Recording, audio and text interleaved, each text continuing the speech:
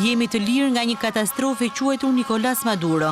Kështu u shprehën venezuelianët ndërsa festuan në qytetin e Tijuanës që ndan kufirin SBA-Meksik pas ndërhyrjes ushtarake të Washingtonit në Venezuelë, që rrëzoi udhëheqësin socialist Maduro.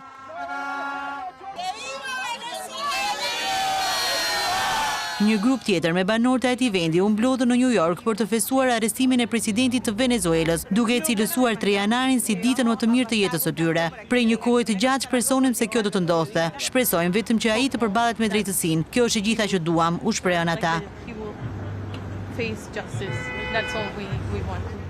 Komuniteti venezuelian në qytetin kolumbian të Bogotas festoi kapjen e Nicolás Maduros. Festimet të ngjashme u mbajtën edhe në Spanjë, Argjentinë dhe Panama.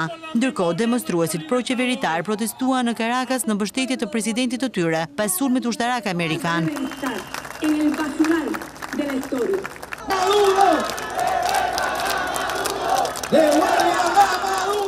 Edhe në Brazil u zhvilluan protesta kundër operacionit amerikan në Venezuelë. Ndërkohë, grupet e majta franceze u mblodhën në Paris kundër operacionit ushtarak të Shteteve të Bashkuara që çoi në kapjen e presidentit Maduro. Edhe në Greqi, qindra njerëz të lidhur me organizatat e krahut të majt marshuan drejt ambasadës amerikane në Athinë për të protestuar kundër operacionit amerikan ndaj Venezuelës.